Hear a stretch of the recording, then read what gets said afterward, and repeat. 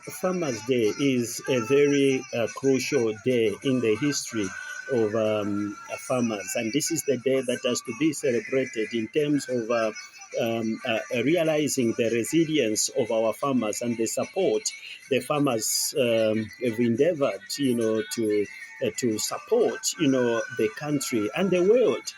We always say that without a farmer, there is no food, and without food, there is no life.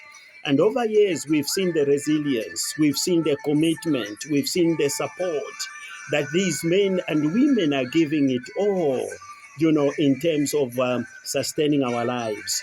And this is a day of reflection, reflecting on the challenges that our farmers are facing in our country in terms of realizing their potential, and also the government appreciating, the efforts that our farmers are giving in. Our farmers are facing challenges in terms of escalating prices of the inputs. We are talking of seeds, we are talking of fertilizers. Our farmers are having challenges in terms of the FISIP, program, because some of the people that are getting these inputs are not farmers.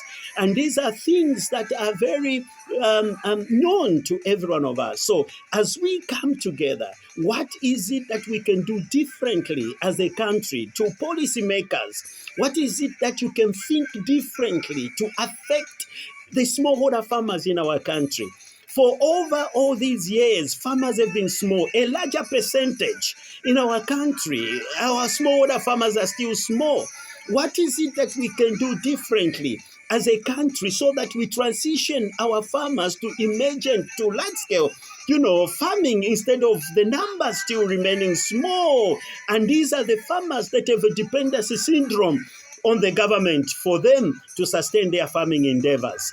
So my call to our farmers who are listening us through this program is this, that drive this agenda. The government can do their part. You have a larger part that you can do as farmers to stand on your own and drive this sector. Where you are in the villages, you are not there because you are poor. Land is a very important resource that God has given you.